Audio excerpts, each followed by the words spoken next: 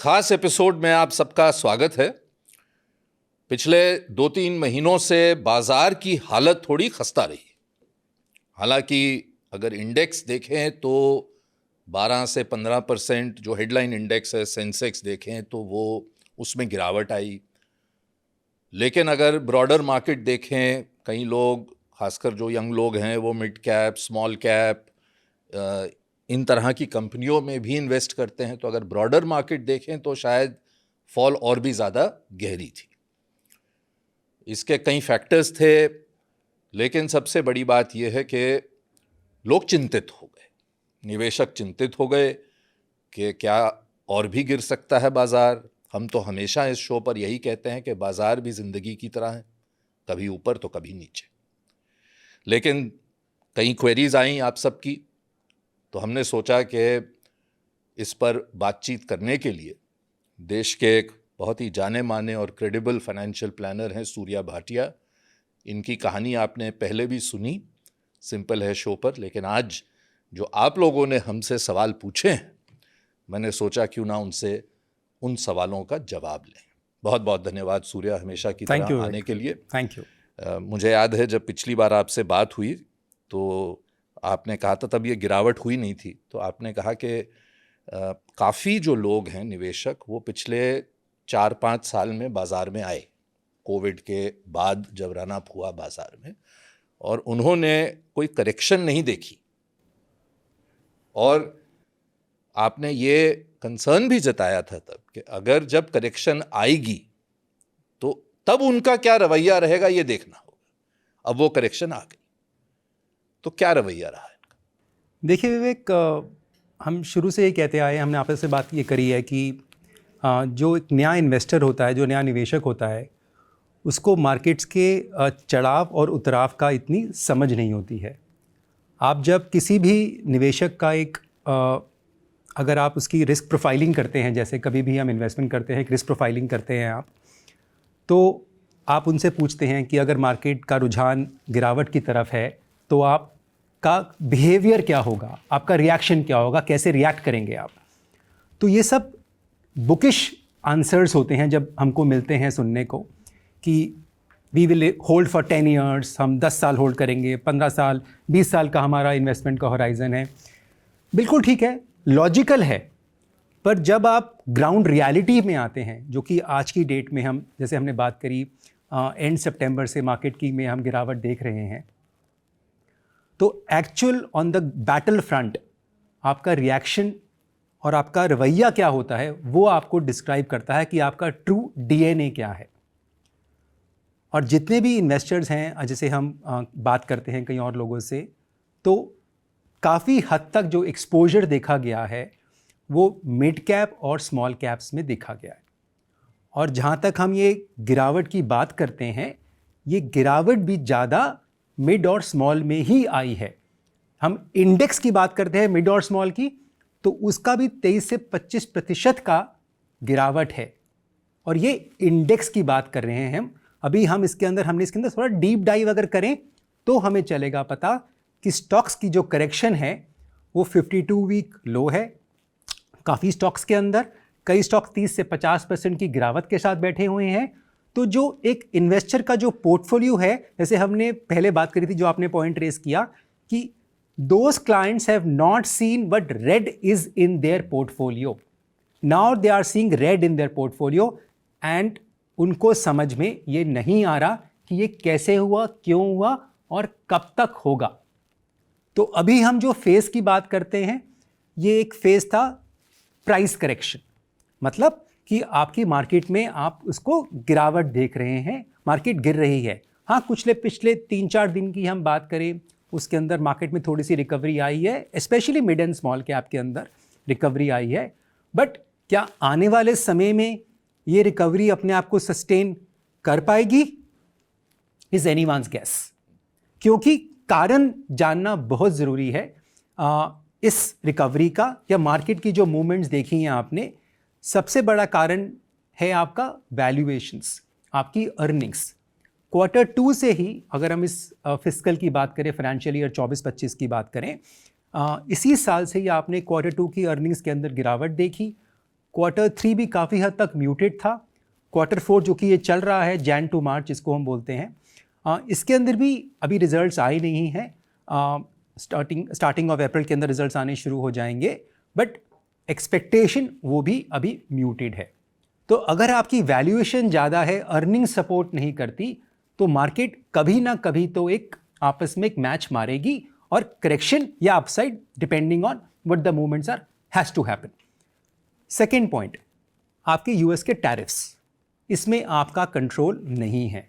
These are what you call it global factors and they are staring at you, they are round the corner.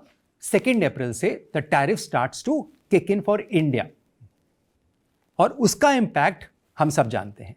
इसके अलावा जो factors ये हैं, ये जो ग्लोबल टैरिफ इम्पैक्ट है, जैसे आपने चाइना पे लगाया, आपने कनाडा, मेक्सिको, तो countries which impact you, China is one of the major ones. तो उस कारण से वो चीज़ें तो आपके वश में, कंट्रोल में हैं ही नहीं, तो you have to play that accordingly. तो रिकवरी जो आई है उसके लिए थोड़ा सा इन्वेस्टर को, निवेशक को थोड़ा सा सावधान रहना पड़ेगा, समझदारी से काम लेना पड़ेगा और अपने रिस्क प्रोफाइलर के पास दोबारा जाना पड़ेगा समझने के लिए कि क्या मैंने जो इन्वेस्ट किया था, क्या मेरा रिस्क एक्चुअली मैं लेने की क्षमता रखता हूं या नहीं। पहले जो आपने लिखा था, जैसे मैंने शुरू में बात करी, आपने लिखा था कि मेरा रिस्क लेने की जो कैपेसिटी है और जो मेरी एपेटाइट है, दोनों हैं। बट क्या अगले पिछले 6 महीने में क्या आपने उसके ऊपर खरे उतरे हैं? क्या वाजिब है आपके लिए जो आपने भरा था? नहीं, तो दोबारा जाइए ड्राइंग टेबल के ऊपर, लिखिए अपने एक्चुअल आपका रिस्क प्रोफाइल क्या था पिछले 6 महीने के आंकड़ों को देखकर, और आपका क्या पर्सनल रिएक्शन था। That will decide you how you are as a personality from a risk perspective. उसको जानने के बाद फिर आपको अपने पोर्टफोलियो पर नजर डालनी पड़ेगी कि क्या मेरा portfolio is actually what it should be और व्हाट इट कैन बी, और फिर आपको जो बदलाव करना है प्लीज करिएगा। सूर्या, आपके तो हज़ारों क्लाइंट हैं और लोग, एक्सपर्ट्स, खासकर म्यूचुअल फंड इंडस्ट्री के या जो मार्केट के लोग हैं, जब उनसे बात करता हूँ मैं, उनका सबका मानना है कि लोग इंडियन इन्वेस्टर मैच्योर हो गए हैं, लॉन्ग टर्म सोचते हैं।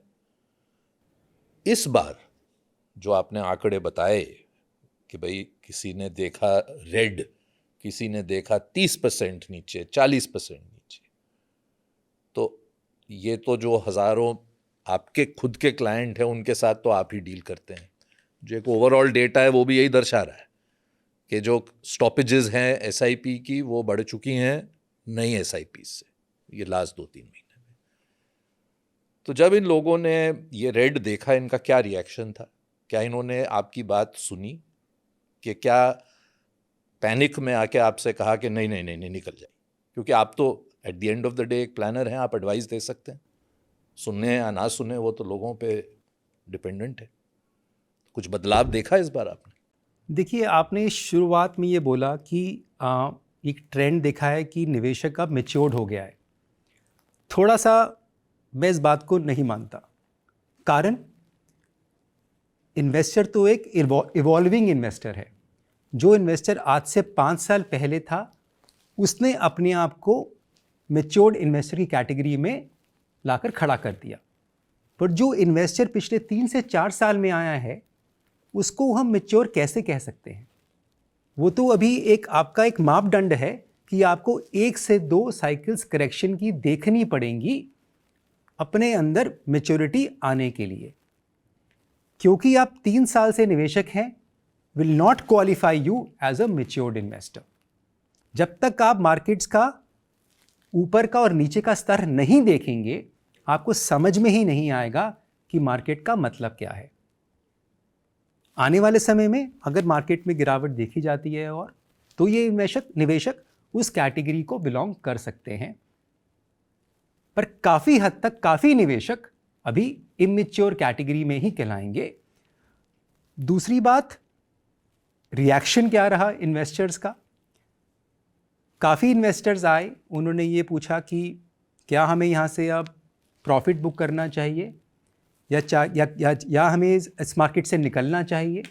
सो आंसर हमेशा वही बोरिंग आंसर रहता है विवेक, मैं सच बताऊं आपको, कि आप अपना रिस्क प्रोफाइल चेक करिए, अपने आप इन्वेस्टमेंट के गोल्स चेक करिए, आपका जो नीड ऑफ मनी है वो चेक करिए। अगर उसमें कोई बदलाव नहीं आया है तो मैं पोर्टफोलियो में बदलाव क्यों करूं? कोई कारण नहीं है मुझे पोर्टफोलियो चेंज करने के लिए। और चेंज का मतलब यहां पर यह है changing the asset allocation, equity से डेट या डेट से इक्विटी, वो चेंज मैं क्यों करूं इस मार्केट में? क्योंकि मार्केट में गिरावट देखी गई है। कुछ इन्वेस्टर यहां पर भी आए, जैसे अभी बात करी इक्विटी से डेट, कि क्या डेट से इक्विटी में डालें, तो उनको भी यही बोलते हैं हम कि आप एग्रेसिव हो जाइए, बट थोड़ा सा समझ कर बनिएगा मार्केट के अंदर एंट्री पॉइंट्स, क्योंकि it is like a cutting knife, you will bleed. Nothing wrong in investing, but आपको ये पता होना चाहिए कि आपके जो घुसने का समय है और वो कितनी लंबी अवधि है आपके इन्वेस्टमेंट्स के लिए। तो काफ़ी इन्वेस्टर्स मान गए, कुछ जो नहीं माने, as you all know how it happens. आपने एक बहुत अहम बात कही कि जब ये लोगों ने रेड देखा पहली बार तो कईयों को फिर से ड्राइंग टेबल पर आप लेकर गए और कहा कि भाई आपने ये असेसमेंट की थी अपने रिस्क की, अब ये हुआ है।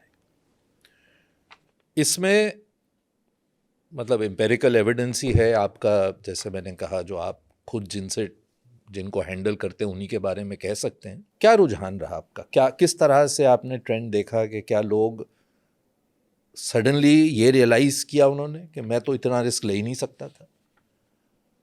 क्योंकि आप भी जब किसी को लेते हैं तो इतने इवैल्यूएट करके लेते हैं, कई किस्म के, आपने बताया था एक बार, टेस्ट लिटरली होता है कि आप कई पैरामीटर्स पे रिस्क प्रोफाइलिंग करते हैं आप। तो क्या पाया आपने कि कई लोगों ने उस वक्त कुछ कहा और आज कुछ और कहा? बिल्कुल। तो अभी कुछ दिन पहले ही जैसे हमारे पास कई निवेशकों के रिस्क प्रोफाइलर्स आए थे, तो वो मापदंड ही चेंज थे। जो इन्वेस्टर पहले एग्रेसिव कैटेगरी को बिलोंग करता था वो अब सीधा मॉडरेट में आ गया, बीच में कहीं रुकावट ही नहीं थी।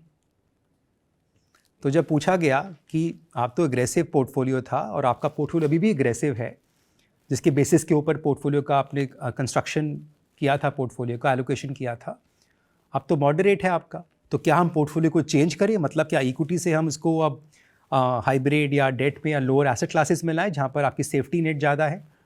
तो उनको समझाना पड़ा कि या तो आप अपने रिस्क प्रोफाइलर के ऊपर दोबारा बैठिए, समझिए, या फिर हमको पोर्टफोलियो को चेंज करना पड़ेगा अगर आपका अब रुझान यही बोलता है।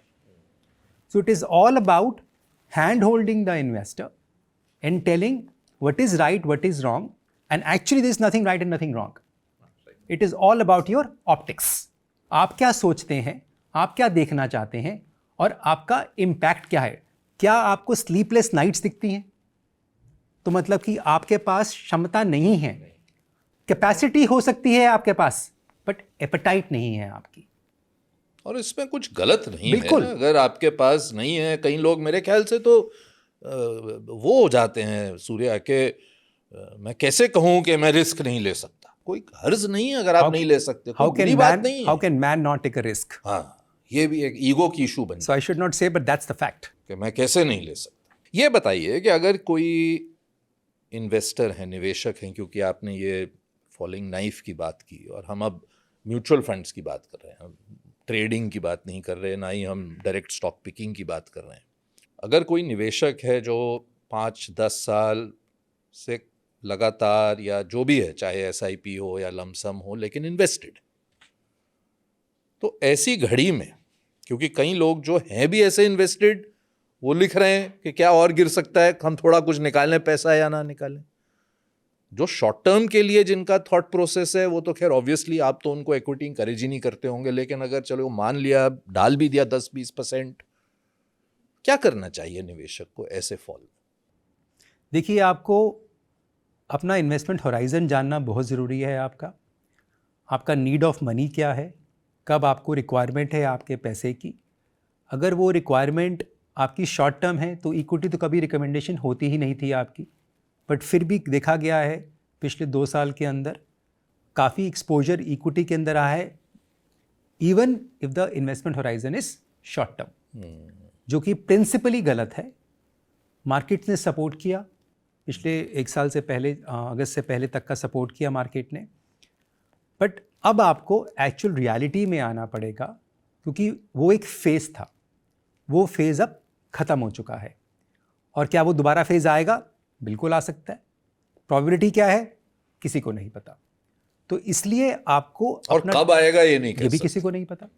तो इसलिए आपको ये जानना बहुत ज़रूरी है कि you should be true to your investment objectives, to your financial goals which you may have. अगर आपका लंबे समय का गोल है, इक्विटी में आप जाना चाहते हैं, तो market has got no relevance. आप लंबे समय के लिए निवेश करिएगा तो कोई कारण नहीं है कि मार्केट्स आपको लंबे समय के अंदर एक इन्फ्लेशन एडजस्टेड रिटर्न देकर जाएगी। गारंटी उसकी भी कोई नहीं है, बट प्रोबेबिलिटी सेज कि आप उस पीरियड के अंदर एक अच्छी रिटर्न बना सकते हैं। और अच्छी की डेफिनेशन यहां पर यही है, इन्फ्लेशन एडजस्टेड रिटर्न। क्योंकि हम तो बड़े खुश थे इस मार्केट करेक्शन से। खुश थे आप? क्योंकि आपकी एक्सपेक्टेशंस जो थी that has gone to a different tangent. पहले लोग सोच रहे थे पिछले साल 40% बने, तो इस साल 42 क्यों नहीं बने? हमारे पास जो कॉल्स आती थी विवेक, मॉडरेट रिस्क प्रोफाइल के साथ निवेशक ये चाहता था कि मेरी रिटर्न 30% के आसपास तो होनी ही चाहिए। एक्सपेक्टेशंस बने। आपको एक्सपेक्टेशंस को पेयर डाउन करना पड़ेगा, और आपके समझाने से या कहने से नहीं फर्क पड़ता, beyond a point. When you see it happening on the ground, that's when you learn. आपने तो कई साइकिल्स देखी हैं अपने करियर में सूर्या, और अच्छी खासी, मतलब अभी तो हम 10-15% की बात कर रहे हैं। हाल ही में कोविड देखा किस तरह से गिरा, ग्लोबल फाइनेंशियल क्राइसिस देखी। आपने तो इतना लंबा सफ़र खुद अपना पिछली बार बताया था कि इतनी साइकिल्स आपने देखी हैं। अगले 15-20 साल के लिए आप बुलिश हैं इंडिया पे? आपको लगता है कि अगले 15-20 साल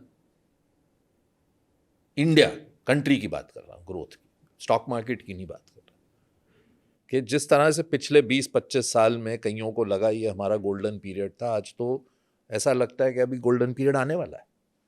हो सकता है कल आए परसों आए, ये नहीं कोई कह सकता, मार्केट अपना करती रहेगी। लेकिन आज भी हम 6.5% पे जो भी मतलब प्रिडिक्शंस हैं इकोनॉमी की, सब ब्रॉडली इसी रेंज में। No, I 100% endorse this. हमें लगता है कि अगले आपके जो 2 डिकेड्स हैं, अगले 10 से 15 से 20 साल का जो पीरियड है, दैट्स द गोल्डन टाइम। और आप देखिए, India is a self consumption country. The why I use this word कि आपकी जो डिमांड एंड सप्लाई है वो आपके अपने लिए ही काफ़ी है। बाहर के कंट्रीज़ हमारे देश में क्यों आना चाहती हैं? क्योंकि उनकी अपनी कंट्रीज़ में डिमांड नहीं है। यहाँ पर आपकी अपनी कंट्री में ही इतनी डिमांड है कि that is the reason why so many companies for whatever reasons want to come to your country. तो ये हमारी क्षमता पे डिपेंड करता है कि हम इसको कैसे अपने एडवांटेज के लिए यूज़ कर सकते हैं।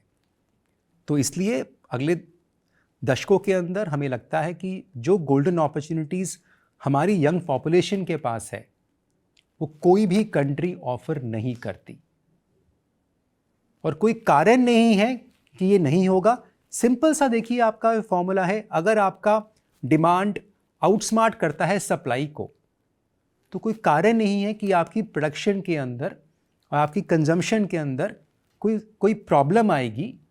छोटी मोटी प्रॉब्लम्स आगे पीछे तो हमेशा होती हैं और रहेंगी। मार्केट क्या गिरेगी? बिल्कुल गिरेगी, और गिरेगी, बिल्कुल गिर सकती है, काफ़ी गिरेगी, गिर सकती है। But over a journey of time, over a period of time, क्या मार्केट मुझे रिटर्न देकर जाएगी? बिल्कुल। कितनी देकर जाएगी? बहुत मुश्किल है बताना, बट इन्फ्लेशन एडजस्टेड रिटर्न देकर जाएगी, जो कि आपका टारगेट होना चाहिए। आप बोलें कि मैं अपनी प्लानिंग करूंगा 20%, 25%, तो sorry, it doesn't work like this. आप लोग हमेशा से ही 10-12% पर एक्सपेक्टेशन एंकर करते हैं कैगर, और वो भी अच्छा खासा अपसाइड है इन्फ्लेशन पे। देखिए, आप किसी भी लंबे पीरियड की बात करें किसी भी कंट्री, अगर हम इंडिया को एज ए बैलेंस शीट की तरह बात करें, क्या ग्रोथ है मेरी कंट्री की, जिस कारण से मेरी पर्सनल एसेट्स की ग्रोथ क्या होगी। It's a simple formula of combining your inflation and your GDP together. अगर मेरी इन्फ्लेशन को मैं 6% पकड़ूं, जीडीपी को 6-6.5% पकड़ लूं एवरेज लंबे अवधि के लिए, तो 12% की तो आपकी ग्रोथ है। आप कहीं निवेश करेंगे, अगर आपने फंड हाउस की बात करी, म्यूचुअल फंड्स की बात करी, तो 1% वो अल्फा भी निकाल देगा, मान के चलते हैं हम लंबे समय के अंदर। तो आप बात कर रहे हैं 12 से 14% की रिटर्न की। बिल्कुल। अगर आप 12 से 14% की रिटर्न की आप एक्सपेक्टेशन लेकर चलते हैं, तो कोई कारण नहीं है कि आपकी वेल्थ ग्रो ना करे।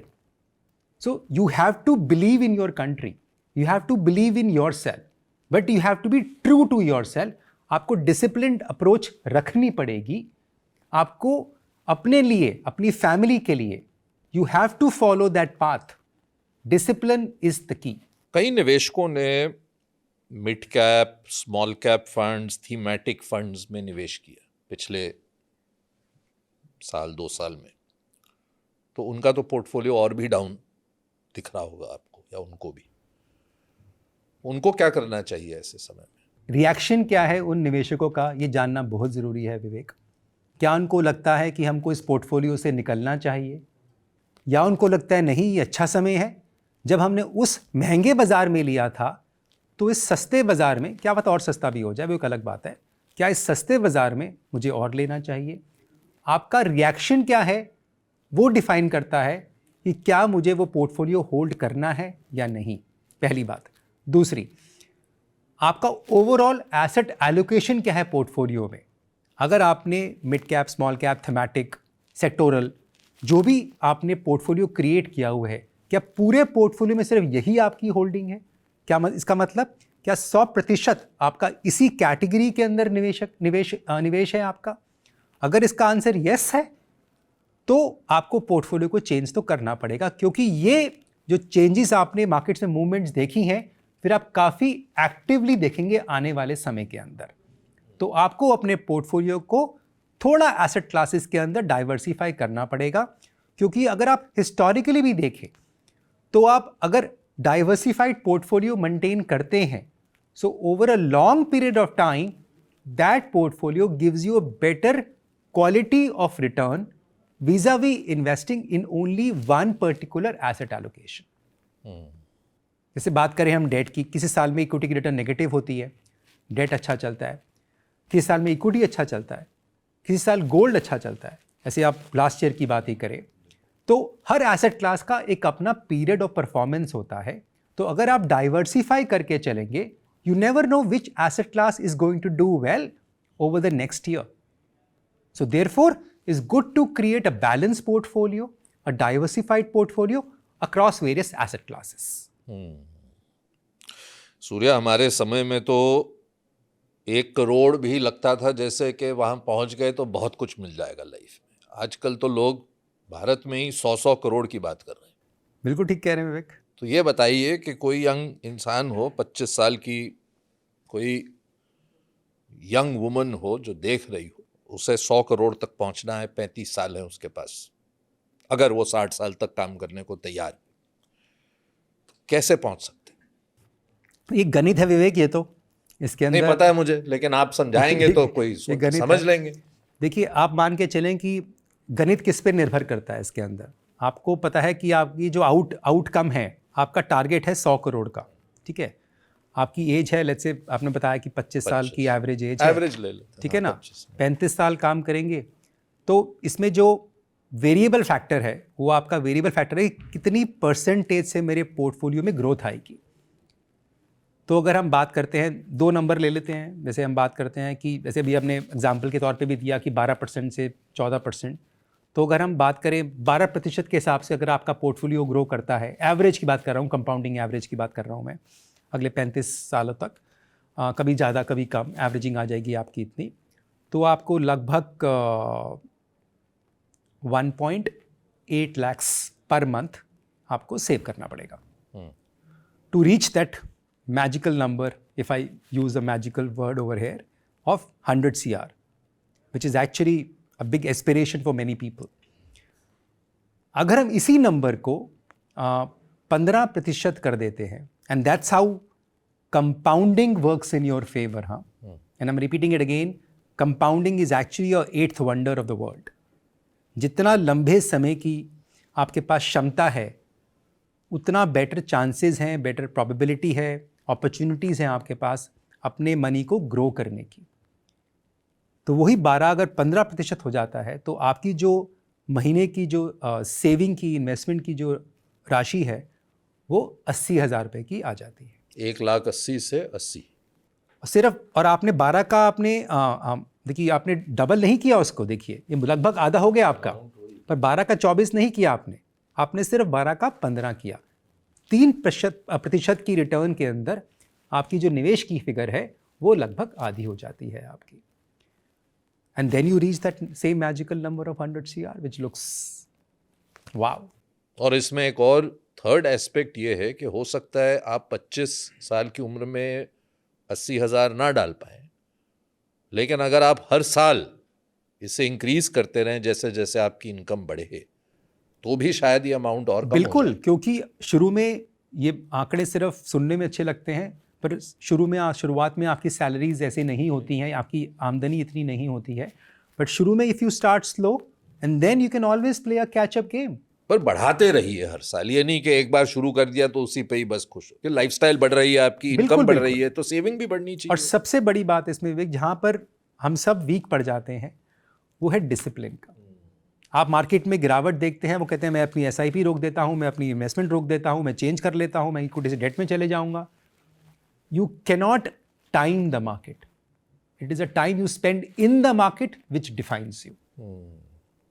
गोल्ड पे आपका व्यू कंसिस्टेंटली यही रहा है कि अबाउट 10%, 5 to 10% पोर्टफोलियो में ठीक है, लेकिन अब जिस तरह से आपने कहा कि दौड़ा गोल्ड, और गोल्ड तो हम भारतवासियों को बहुत पसंद है, आपके DNA में है। हाँ, तो उस पे भी कॉलें आई कहीं आपको कि हाँ जी, 10 से बढ़ा दीजिए, काफ़ी कॉल कितना बढ़ गया देखिए, वो तो इक्विटी अभी से भी आ बेटर रही है, परफॉर्म कर वो तो अभी दिया, भी आ रही है। अभी भी आ रही, पर आपका व्यू वही है 10 देखिए, करके।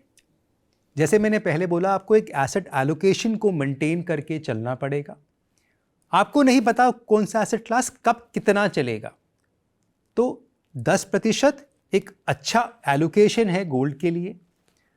और अगर आप गोल्ड की रिटर्न्स की बात करें ना, gold intrinsically does not have any value, वो हमने एक वैल्यू क्रिएट की हुई है गोल्ड के लिए। Gold in itself can not do anything, वो तो जियोपॉलिटिकल इश्यूज हो जाते हैं आपके, जिस कारण से गोल्ड को आप एक हेज करेंसी मांगते हैं, सेफ करेंसी मानते हैं। सो बीच में जब स्टेबिलिटी आती है कंट्रीज में, जियोपॉलिटिकल इश्यूज के अंदर स्टेबिलिटी देखते हैं आप, तो काफ़ी लंबे पीरियड के लिए गोल्ड की रिटर्न इज जीरो। अगर हम जब बात करें क्राइसिस आती है तब फिर लोग दौड़ते गोल्ड हैं, बिकम्स अ डिफरेंट और एनिमल आज तो पूरा आधा संसार ही युद्ध कर रहा है आपस में, तो गोल्ड के प्राइस तो बढ़ेंगे। किसी ने बड़ा अच्छा बोला विवेक कि अब युद्ध यही होंगे, यही है थर्ड वर्ल्ड वॉर। आपको क्या लगता है कि वर्ल्ड वॉर 2 या 1 की तरह आपका थर्ड होगा? तो फिर तो कोई बचेगा ही नहीं। This is the new world war 3। So many countries are fighting among each other और everyone else is sitting and doing well for themselves. ये तो पहले कभी नहीं देखा था कहीं। केओस चलता रहेगा, केओस चलता रहेगा, आप इसमें अपने आपको भी जीवन अपना में जीवन शांत का रहिए और निवेशित रहिए, और बात सुन लीजिए अपने एडवाइजर की। कलयुग का समय है। चलिए, एक आखिरी सेट ऑफ क्वेश्चंस हैं आपके लिए। अब 31 मार्च आ रही है, और निश्चित रूप से हालांकि रिटर्न्स तो बाद में भरी जाती हैं, लेकिन एक अहम पीरियड है, ज़्यादा दिन नहीं है, तो क्या एडवाइस होगी आपकी लोगों को? क्योंकि आजकल कई यंग लोग खुद कर लेते हैं अपने रिटर्न्स फाइल, अब तो खुद एक चार्टर्ड अकाउंटेंट भी हैं, तो कई चीज़ें बदलाव आती हैं, 2-3 चीज़ें ही आप इस वक्त कर सकते हैं। या तो अगर आपका कोई एक टैक्स आउटगो है, टैक्स सेविंग प्रोडक्ट में आपको इन्वेस्ट करना है, और इस वक्त तो बहुत ही नॉइज़ होती है इन प्रोडक्ट्स की। बिल्कुल। तो पहली बात तो ये कि क्या आपको जाकर बिना चेक किए ऐसे ही, क्योंकि इतनी एडवर्टाइजमेंट हो रही है, क्या लेना चाहिए?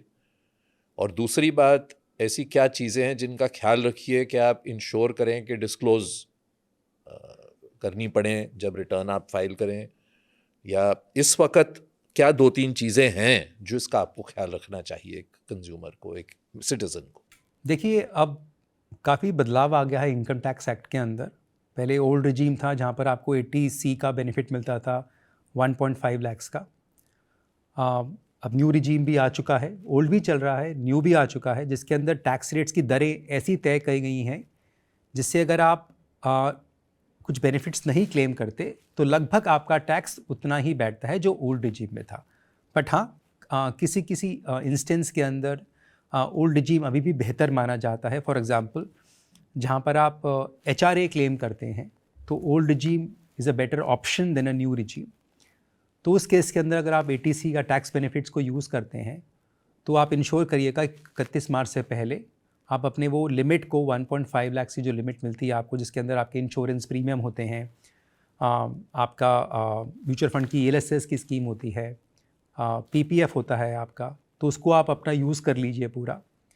दूसरी बात, आप ये देखिएगा कि जितनी भी आपकी इनकम है, आमदनी है, अगर सैलरीड पे हैं तो सैलरी के अलावा, बिकॉज सैलरी पे तो TDS आपका बाय डिफ़ॉल्ट कट के ही मिलता है आपको, और भी जो आपकी इनकम है इसके अलावा, चाहे बैंक के इंटरेस्ट की हो या आपके कोई म्यूचुअल फंड से कैपिटल गेंस की इनकम हो, तो उसके ऊपर जो भी आपका एडवांस टैक्स बनता है उसको ज़रूर पे करिएगा।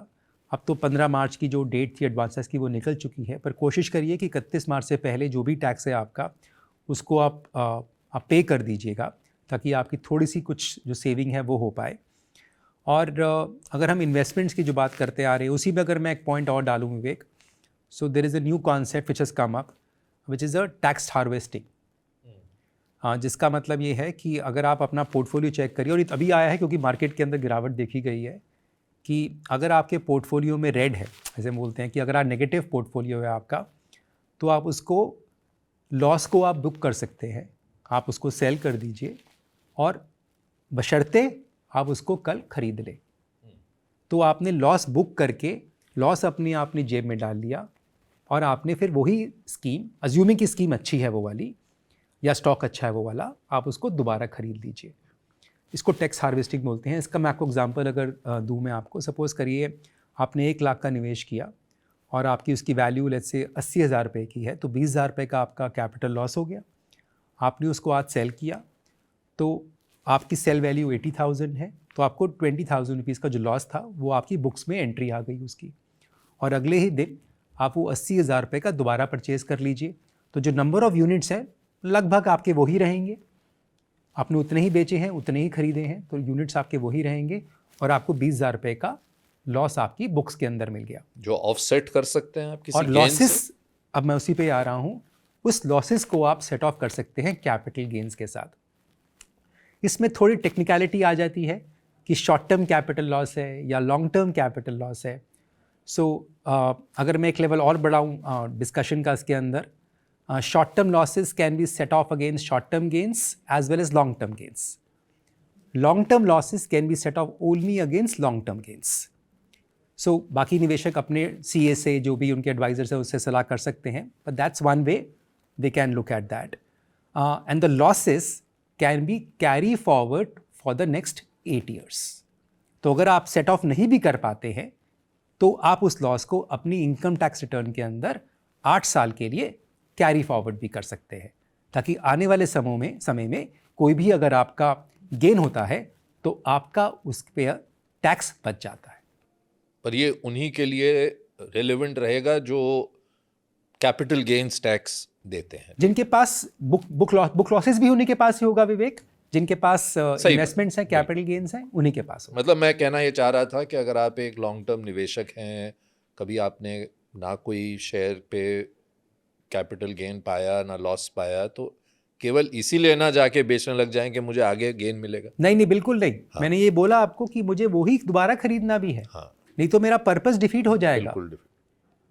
इसका ये मतलब नहीं है कि आप बेच के उस पैसे को आप बैंक में FD में डाल दीजिए, फिर तो आपने लॉस एक्चुअली कर लिया। कंपाउंडिंग का वही तोड़ दिया आपने पूरा। बहुत बहुत धन्यवाद हमेशा की तरह आने के लिए सूर्या। Always a pleasure. अच्छा लगता है आपसे बात। Always a pleasure. जल्द फिर बात होगी जब ये करेक्शन खत्म होगी। बिल्कुल विवेक, और फिर इंशाल्लाह बात करेंगे। Thank you. Thank you.